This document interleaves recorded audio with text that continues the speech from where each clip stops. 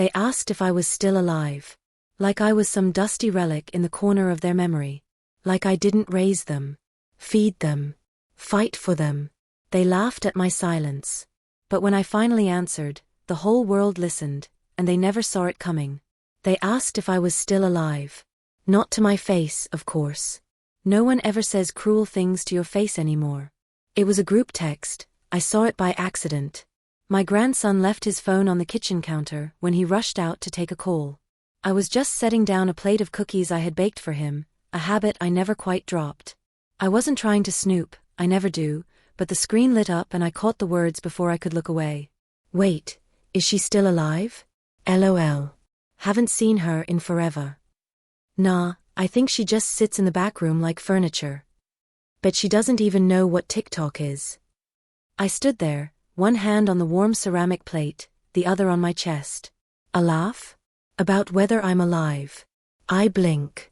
The walls of my grandson's home, the home I paid the down payment for, blur around me. The smell of baked sugar turns bitter in my nose. My grandson, Jacob, is in the hallway, still talking fast and loud, trying to charm someone on the other end of the line. Probably a girl. Or a potential investor. He always talks like that when he's hunting for approval. I quietly place the cookies down and step away from the phone, though the words have already burned themselves into my mind. It's not the first time I've felt invisible. Ever since I moved in 2 years ago, after my fall, after the doctor said I shouldn't be alone anymore, I felt like a background prop in Jacob's curated life. I gave up my house, my garden, even my Sunday card games. And in exchange, I was given a small room near the laundry with a thin bed and a broken lamp. He said it was temporary. Said I'd be safe here. But really, I was tucked away like clutter, only good for signing over my retirement checks and occasionally babysitting his dog. Still, I held on. Because he was all I had left. Until that message. That was the moment something in me cracked. Or maybe, something finally woke up. The next morning, Jacob didn't notice I skipped breakfast. He was too busy setting up his ring light in the dining room. He's trying to be a finance influencer now. He asked me not to walk in while he was filming because I ruined the aesthetic. His exact words.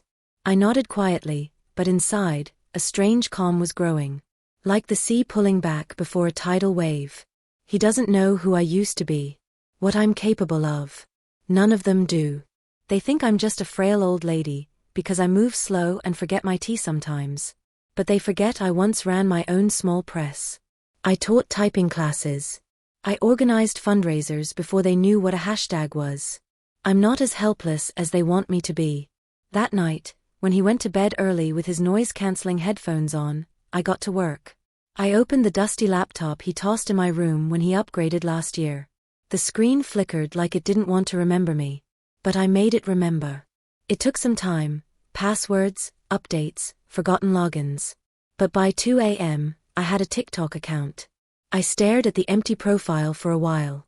Then I pointed the webcam at my face. I looked tired, wrinkled. But I looked awake. I hit record. Hello, I said, voice steady. They asked if I was still alive. Well, I am. And I have some things to say. That was the first video. I expected it to sit quietly in the void. But when I checked the next day, it had 3,000 views. Then 12,000. Then 80,000. Apparently, there's a whole generation of people who feel like me. Pushed aside. Written off. Treated like ghosts in homes they built. The second video I made, I talked about the cookies I used to bake when Jacob was little. About how he used to sneak into the kitchen and lick the bowl. I showed a photo of him at age 6, frosting on his nose, gap-toothed and innocent. The comments exploded. This made me cry. Reminds me of my grandma. I miss her. She's a national treasure. The world remembered me. But Jacob didn't. Even when the videos passed 500,000 views, he never noticed. He never asked why I smiled more, or why I stayed up later. He never once looked over his shoulder when I quietly filmed on the back porch or in the hallway while he filmed his own lifeless reels about crushing your goals. So I filmed more. And I started telling the truth. About how I gave up my pension to help him launch his startup, the one he later abandoned. About how he promised to take me to the park once a week, but never did. About how he installed security cameras around the house, but not in my room, because who'd want to see that? I didn't name him. But oh, people figured it out. One night, someone commented, "Wait, is this the same guy from at Money Jake Finance? That's your grandson." I didn't reply. I didn't have to. By the end of the week, Jacob's page started to fill with comments. Not hate. Just questions. Do you live with your grandma? Hey, she's amazing. You should do a collab. You know she paid for your startup, right? That was when Jacob finally knocked on my door. He looked pale. Sleep-deprived.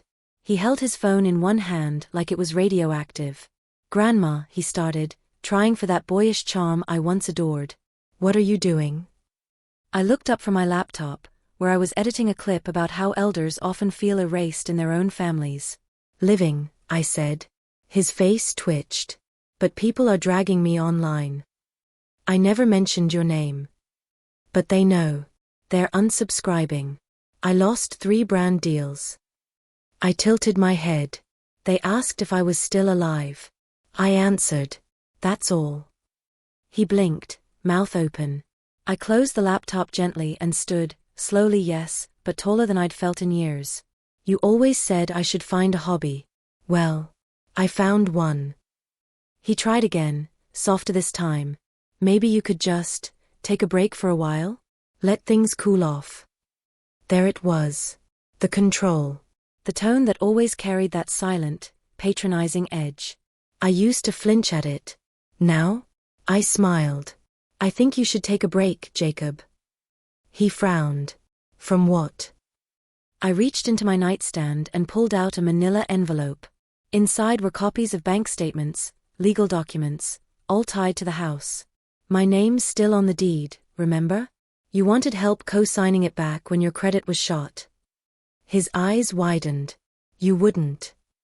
"I would," I said calmly. "I've already started. And the internet? They're very supportive."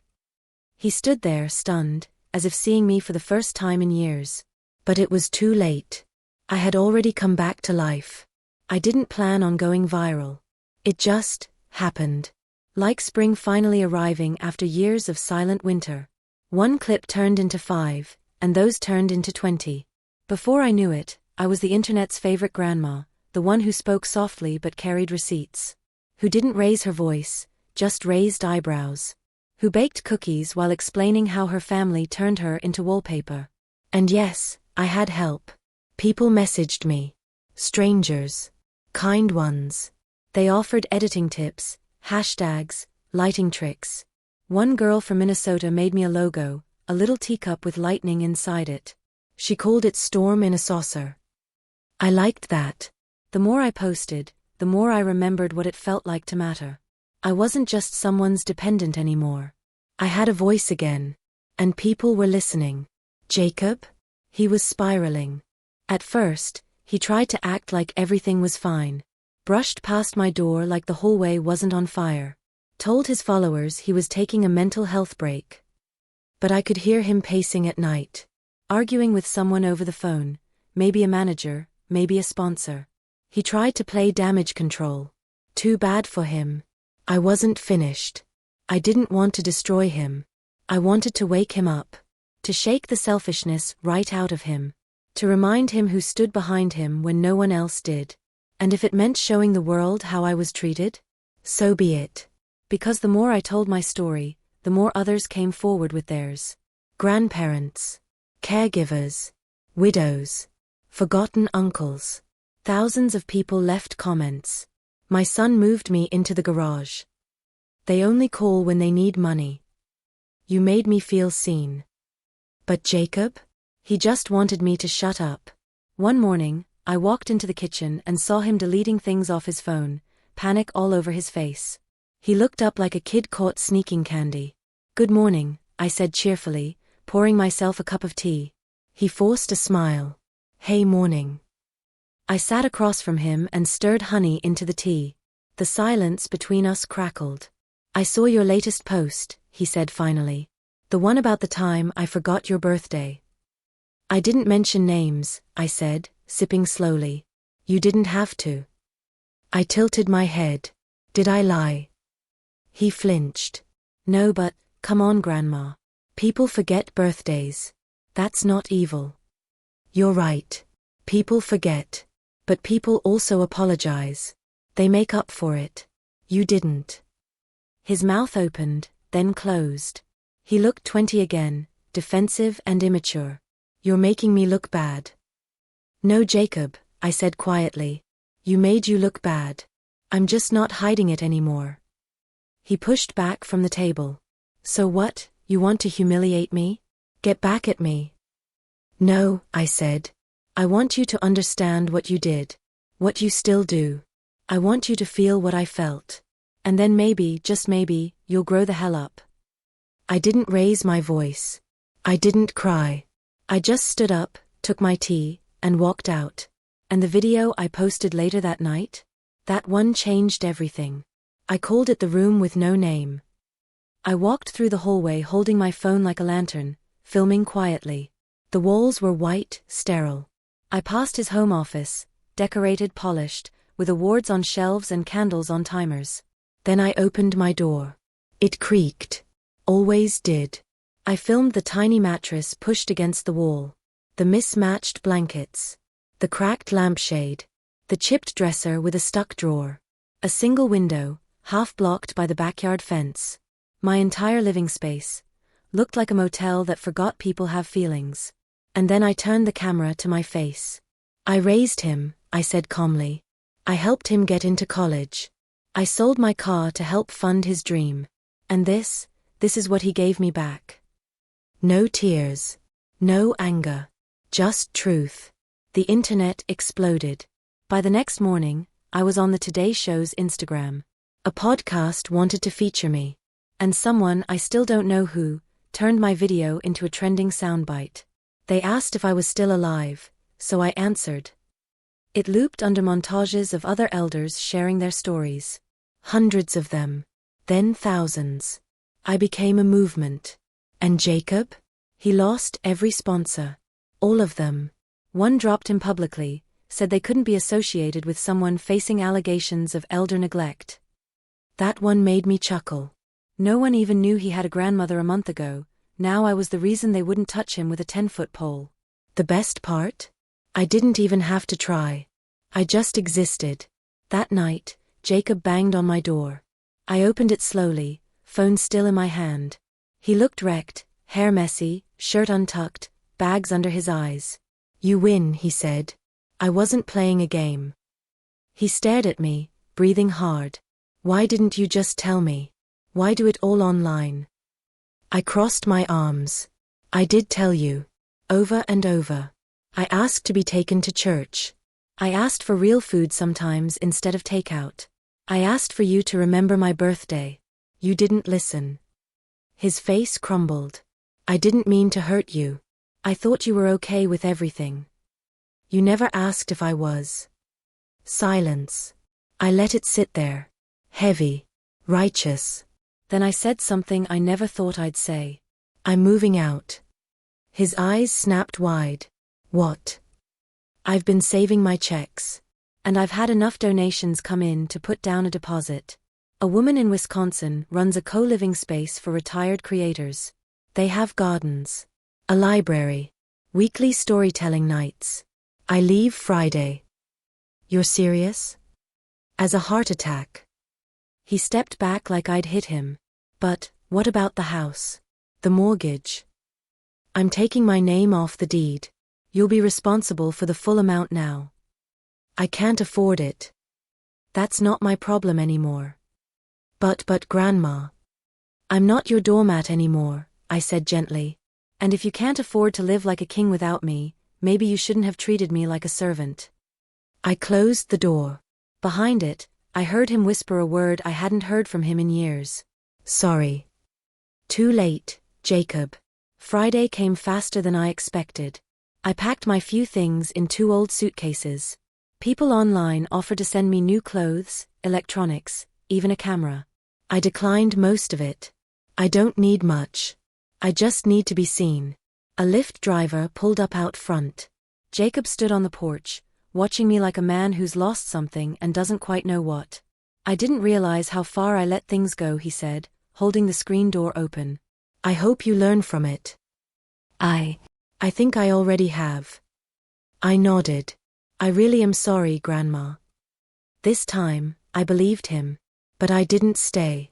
As the car pulled away, I didn't look back. I opened TikTok and hit record one last time from the front seat. Some people wait their whole lives to be heard. I waited too long. But I'm here now. And I'm not going back to silence. I smiled into the lens. Oh, and for the record? Yes. I'm still alive. I didn't know what freedom would smell like until I stepped into that co-living house in Wisconsin. It smelled like cinnamon rolls in the morning and lavender at night. It smelled like fresh pine trees through open windows. It smelled like me, before I became somebody else's burden. The front porch creaked under my feet as I stepped inside. A woman named Ruth, tall, wiry, with the sharp gaze of someone who's seen too much and survived it all, greeted me with a smile that didn't feel fake. You must be Eleanor, she said, gripping my hand like we were already old friends. We've been waiting for you. She wasn't lying. They'd prepared a room for me, a real room. Warm yellow walls. A thick quilt on a wide bed. A window that faced a garden full of raised beds and tomato vines. A desk. A lamp. A framed picture of a lighthouse. There were books on the shelves. Not for display. For reading. I stood in the doorway for a long time before I stepped in. That night, I cried. But it wasn't sadness. It was something else. Relief, maybe. Or finally exhaling after 2 years of holding my breath. The house was filled with women like me. Widowed. Forgotten. Overlooked. Some had stories worse than mine. One had been evicted from her own house after her son forged her signature. Another had been institutionalized against her will for forgetting too much. But the only thing she'd forgotten was to stay quiet. We told our stories over soup and bread. No one interrupted. No one scoffed. And best of all, no one looked at me like I was wasting space. We created together. One woman, Linda, used to design print ads. Now she makes animations out of embroidery. Another, Margaret, writes poetry, dirty, funny stuff that makes the younger volunteers blush. And me? I kept telling the truth. My following doubled within a month. People started calling me a movement. News outlets reached out. I got a letter from a university asking if I'd do a guest lecture via Zoom. I laughed so hard I nearly fell off the porch swing. But behind the glow, there was something still gnawing at me. Jacob hadn't stopped trying to reach out. At first, he texted once or twice. Polite things. Just checking in. Hope you're okay. I saw your new video. I understand now. Then they got longer. I've been thinking a lot. I realize I messed up more than I knew. I want to do better. Then they got emotional. I've been going to therapy. I miss you. I didn't know how lost I was without you. And finally, would you ever let me come visit? That one I didn't answer right away. Because as much as I wanted justice, I didn't know if I wanted reconciliation. Ruth told me something that stuck with me. Forgiveness is for you, not them. But access? That's a privilege they have to earn. I didn't know if Jacob had earned it yet. Then one day, I got a call. Not a text. A real call. From a number I didn't recognize. I almost let it go to voicemail, but something in my gut told me to pick up. Hello? Hi, is this Eleanor Hastings? Yes. This is Amanda Taylor. I work for Legacy Hearts. We organize campaigns to support elder rights. Oh, hello. I'm calling because we've seen your videos. And frankly, you're kind of a legend. I chuckled, caught off guard. Well, I suppose there are worse things to be. We'd like to invite you to speak. At the Capitol. There's a hearing coming up about elder financial abuse and your story. It could help change things. I went silent. Capitol? Me? She continued, you don't have to say yes now. But we'd cover your travel. Lodging. You'd be the closing voice. I said I'd think about it. But I knew the second I hung up, I was going. I told Ruth that night over chamomile tea. She grinned so wide I thought her glasses might fall off. Looks like you're not just viral, she said. You're vital. The speech was scheduled for the end of the month. I spent every day preparing, writing, rewriting, practicing in front of the others. And then, one afternoon, while filming a segment about how financial control is the modern leash used on elders, I got a notification. At Money Jake Finance posted a new video. I almost scrolled past it. I hadn't looked at his profile in weeks, but something made me tap. Jacob sat on a stool in front of a blank wall. No ring light.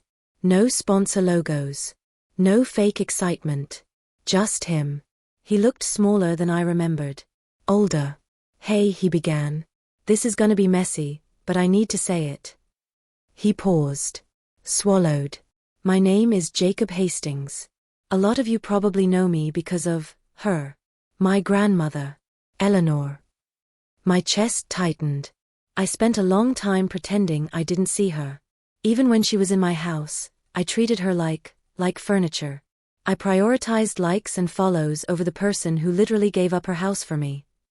He looked down, then back up. I watched her go viral, and at first, I was angry. Embarrassed. I thought she was ruining me. But the truth is, she saved me. From myself. She forced me to look in the mirror, and I didn't like what I saw. He looked directly at the camera. I don't deserve forgiveness. But I'm trying to earn it. Starting today, I'm launching a non-profit. It's called Unerased. It's for elders who've been financially or emotionally neglected. I'll match donations for the first 30 days. Because if she can use her voice to save others, so can I. The video ended. And for the first time in a long while, I cried for Jacob. Not because of him. 2 days later, I got a package. No note. Just a small, thick journal, dark green leather, bound with a string. Inside was a single page. I wrote this for you. To understand what I never said out loud. Jacob. I haven't read it yet. But I keep it on my nightstand. The night before the hearing, Ruth sat beside me while I went over my speech one last time. I stumbled over the final line. She waited. Then said softly, "You can still be angry, you know. This isn't about being nice. It's about being true." So I added something. And the next day, I stood before a room full of lawmakers, cameras, and fellow survivors. And I told them everything. About the text message. The back room. The years I felt erased. The moment I went viral, not for being young or beautiful, but for being honest. And then I looked up and said, my grandson once asked if I was still alive, not with cruelty, but with carelessness. That's what silence does. It convinces people we're already gone. So we have to speak. Loud. Often. Even if our voices shake. I paused. Then added. And if anyone here is wondering, yes. I'm still alive. And I intend to be very loud. The room stood up. That night, when I got back to the house, I sat on my bed and opened the journal. Just 1 page. That's all I needed. Because sometimes, justice isn't about revenge. It's about being witnessed. And for the first time in years, I felt fully, deeply, unmistakably seen. I used to think that when you get old, you shrink. Not just in body, but in the world's eyes. Your space gets smaller. Your voice gets quieter. Your name starts disappearing from mailboxes, invitations, even memories. But I was wrong. If anything, old age is when you finally realize how much noise you're allowed to make. The morning after the hearing, I woke up to over 100,000 new followers. Clips of my testimony were everywhere. Twitter, TikTok, cable news. People stitched my speech. One young woman tattooed "Yes, I'm still alive" on her forearm and tagged me. A professor emailed me saying she'd be including my speech in her course on advocacy. And then came the emails. So many stories. So many names. One woman, Carol, told me how her daughter had forged her signature to refinance her home, then dumped her in a trailer park when the money ran out. Another man, Greg, said he'd been kicked out of his home after spending 20 years helping raise his grandkids. He wrote, "Your words made me feel like I wasn't insane for feeling hurt." I cried over that one. Because that's the secret no one tells you. Sometimes the deepest pain comes not from what they do, but from being told you shouldn't feel anything about it. But I did feel. And now, finally, I wasn't alone. The campaign Jacob launched, Unerased, took off faster than anyone expected. Within a week, it hit $75,000 in donations. He'd kept his word. For every dollar someone gave, he matched it. He even started going on podcasts. Not to save face, but to tell the truth. To own up. It didn't erase the past, but it showed me something I wasn't ready to admit before. People can change. If they want to. Still. I didn't call him. Not yet. He'd already taken enough space in my story. I wasn't going to hand him the final chapter. Instead, I focused on something new. One of the women at the house, Cheryl, came to me with an idea. You should run workshops, she said. Teach people how to speak up. How to take their stories public. At first, I laughed it off. Oh, I'm no teacher anymore. But she raised a brow and pointed at my phone. You've taught millions. Whether you meant to or not. And just like that, I found my next purpose. We called it Louder Later. A free program where anyone over 60 could learn how to tell their story, online or on stage. We held weekly meetups in the common room. I taught them how to frame a narrative. How to use emotion without apology. How to stand in front of a phone or microphone without blinking. We even built a small set for filming, nothing fancy, just a ring light, a velvet curtain, and a shelf of teacups in the background. It became our little studio. The first student to go viral was Gloria, 84 years old, former seamstress, 2 husbands buried, one secret tattoo she never told her kids about. She told a story about how her daughter-in-law gave her expired food, because she said I probably wouldn't taste the difference anyway. Her video hit 900,000 views in 2 days. Then came Harold, who taught woodworking for 40 years and was once told by his grandson to stop talking about sawdust like it's poetry. His 3-minute video about what sawdust taught me about loss hit 1 million. We were a movement now. Not just survivors. Creators. People started calling us the Silver Mic Club. Reporters flew in. Local teens volunteered to help with editing. One girl set up a Patreon for us without being asked. People mailed us gifts, a custom coffee mug, a new backdrop, even matching sweaters that read, "Too old to be silent." I wore mine on Thursdays. But behind all the success, I kept wondering, was this it? Was this the final act of my life? Had I really found peace? Then, on a rainy Thursday, the front desk handed me an envelope. It was handwritten. No return address. Inside, a printed flyer. A local panel was being organized by a family values nonprofit, a group known for talking about traditional roles, obedience, and the importance of respect within the family hierarchy. Jacob's name was listed as a speaker. Right under the topic, Balancing Elder Care and Ambition. I blinked. My stomach turned. What was he doing on that stage? I texted him. First time in over a month. Saw the flyer. You sure this is the platform you want to stand on? He replied fast. I didn't design the event. I was invited. Thought I could help shift the tone from inside. Another pause. You don't think I should go? I took a breath. My fingers hovered. Go. But don't lie. Don't backpedal. Tell them what really happens when you forget your elders. And if they cut your mic, stand anyway. He hearted the message. That Saturday, I tuned in. The event was streamed live. Rows of men in suits. A few carefully selected women in pastel blazers. All nodding too hard, laughing at the wrong moments. Jacob looked out of place. Nervous. But steady. When his turn came, he took a breath. Looked out at the crowd. My name is Jacob Hastings, he said, and I used to be the kind of man this panel praises. Dead silence. I chased money.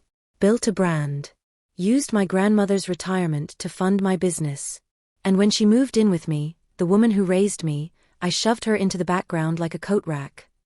People shifted uncomfortably. He continued, I didn't notice her room was freezing. I didn't ask what she wanted to eat. I didn't take her anywhere unless I needed her to sign something. Murmurs. And then one day, she went viral. Not for being funny. Not for dancing. But for telling the truth I had ignored for years. The moderator tried to interrupt. Jacob raised his hand. I'm not finished. I smiled. He ended with a quote from me. From my very first video. They asked if she was still alive. She answered. And now she's louder than all of us. He got polite claps. Not roaring applause. But he stood tall. Later that night, he texted me again. Did I do all right? I stared at the screen. Then typed back. You did, honest. That's better. There's no perfect ending to stories like mine. There's no neat little bow, no final showdown that fixes everything. But there is growth. There's fire, not the kind that burns, but the kind that lights your own path. And there's one final video I haven't released yet. It's already edited. Sitting in my drafts. In it, I'm sitting by the window with a cup of tea. I look right at the camera and say, they asked if I was still alive. I am. And now, I'm helping others come back to life too. Maybe I'll post it tomorrow. Maybe I won't have to. Because the truth is, I don't need to prove anything anymore. I already did. Legacy is a strange thing. When you're young, you think legacy is about leaving something big behind. A company. A name carved into a bench. A donation to a hospital that gets your picture on a wall. But as you grow older and quieter, you realize legacy is more about the small things that outlive your silence. A voice someone remembers. A truth you helped someone find.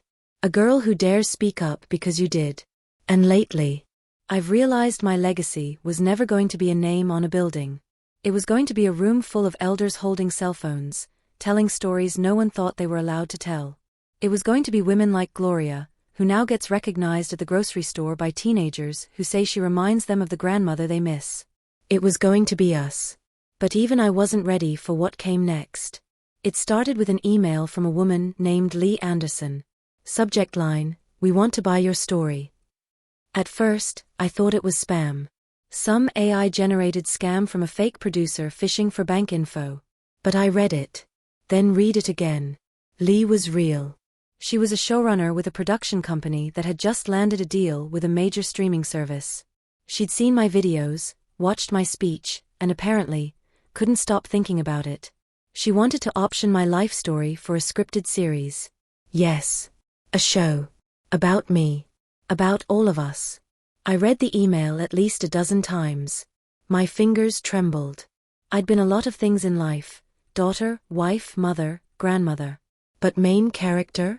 That was new. I called Ruth. She screamed. Then told everyone in the house. They held a meeting that night in the common room and made jokes about casting actors to play them.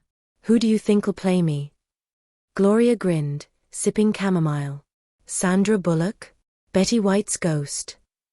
Judi Dench, I said. Too classy, she laughed. But the giddy faded when I said, I'm not sure I'm going to say yes. Ruth froze. You're not. I don't want them to twist it. Turn me into a punchline or make Jacob into a cartoon villain. I don't want this to become a meme. She studied me. Then don't let them. Set the terms. Would they even let me? Ruth leaned in. You made half the country cry without raising your voice. Don't you dare forget that power now.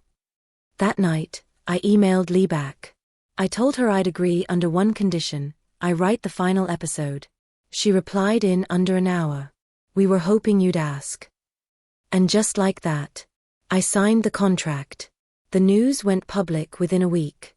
My face, my actual face, was on Variety. Entertainment blogs. Magazine sites I hadn't heard of since the 90s. The article's headline? From forgotten to featured, the viral grandma who made the world listen. I couldn't believe it. Even my old neighbors started calling. One sent flowers. Another wrote a letter that simply said, I wish I'd listened more when you were next door.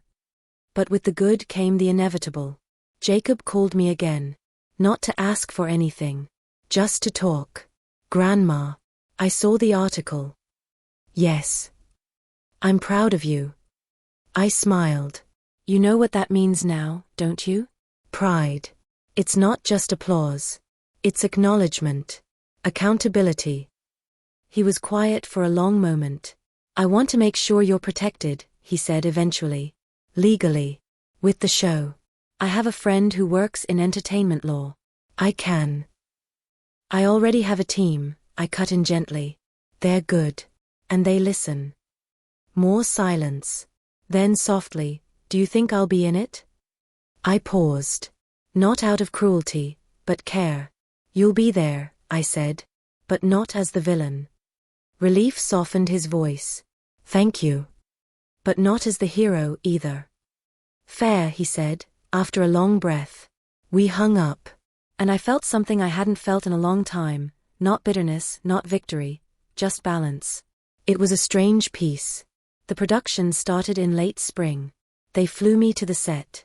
Built a replica of my old house. Even recreated the back room with the cracked lamp. I walked through it like a ghost in my own memories. The actress playing me, a woman named Irene, hugged me the moment we met. She was younger than me by 10 years, with silver curls and steady eyes. I studied every word you said, she told me. I'm not here to play you. I'm here to carry you. I believed her. On the day they shot the final scene, I was allowed on set. The script was mine. The camera lights buzzed gently overhead. Irene stood in front of the mirror, adjusting a soft cardigan the same pale green I'd worn in my earliest videos. I watched her take a breath. Then speak the closing lines. They asked if I was still alive. I am. And I'm louder than ever. And if you're listening, if you've been quiet too long, if you've been told your time is over, come sit with me. There's room at the table. And we're just getting started. Cut. Silence. Then applause. The director wiped her eyes. The sound guy clapped. Irene turned to me and whispered, "Did I do it justice?" I walked over, touched her hand and said, "You amplified it." The episode aired 3 months later. It trended #1 on the streaming platform. The hashtags flew again, #StillAlive, #LouderLater, #Unerased. Schools reached out, asking to show it in social studies classes. Nursing homes hosted watch parties. Even my hometown library, the one I used to volunteer at, put up a poster with my face that said, "She found her voice, so can you." But the moment that stayed with me forever was a letter. A handwritten one. It arrived folded in a simple blue envelope. Inside were just a few words. You reminded me to call my grandmother before it was too late. I called her. She picked up. Thank you. I held the letter to my chest and cried. Because sometimes, revenge doesn't look like slammed doors or burning bridges. Sometimes, it looks like a phone ringing just in time. Sometimes, justice is soft. But it still shakes the earth. It's strange, the way peace doesn't come in grand gestures. Not in headlines. Not in red carpets. Not even in applause. It comes in quiet things. Like sitting on the porch of a house that finally feels like home, with a cup of tea cooling slowly in your hand. It comes in knowing you no longer have to prove yourself, not to them, not to strangers, not even to yourself. And most of all, peace comes in the knowledge that when the world tried to mute you, you spoke louder. Not in volume, but in truth. That was the real revenge. And now, I live it every day. The show wrapped. The attention faded, not completely, but enough to breathe again. People still stop me sometimes, in airports or bookstores. They whisper, "Are you her?" And when I say yes, they hug me like we've known each other for years. I always hug them back. Because we do know each other, not by name, but by ache. By the experience of being dismissed. Diminished.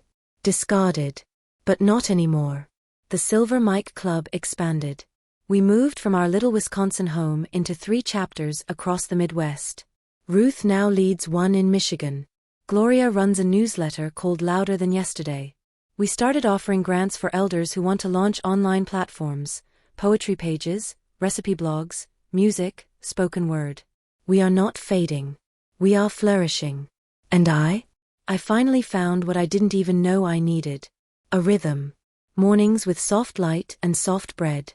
Afternoons spent editing clips of new voices rising. Evenings where we sit outside and talk about everything and nothing, and no one tells anyone to wrap it up. And somewhere in the background of all this, Jacob. We don't speak every week. Not even every month. But he checks in. Sends little things. A birthday card he wrote himself. A framed photo of us from when he was 6, eating frosting straight from the mixing bowl. He's no longer trying to win me over.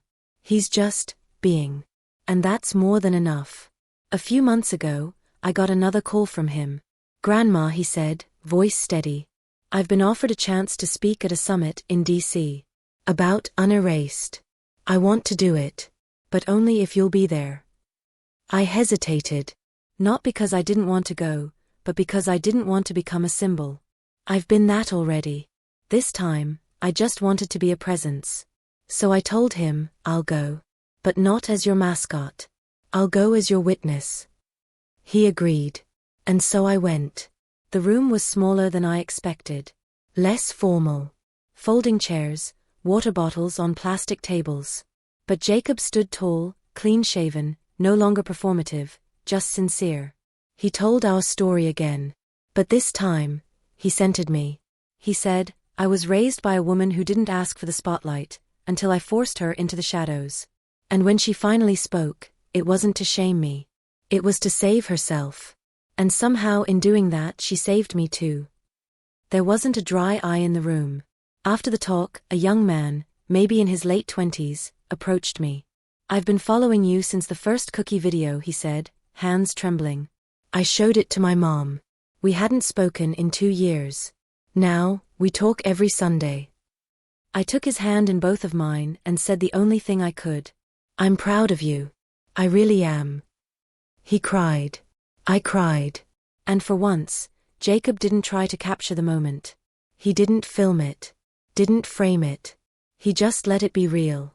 That night, as we walked back to the hotel, he asked if I remembered the first time he ever went viral. "I do," I said. "You were 17. That clip of you breakdancing at your prom." He laughed. I thought it meant I mattered. I looked at him. "Does it now?" "No," he said. "You taught me the difference between attention and value." I reached for his arm, not because I needed help walking.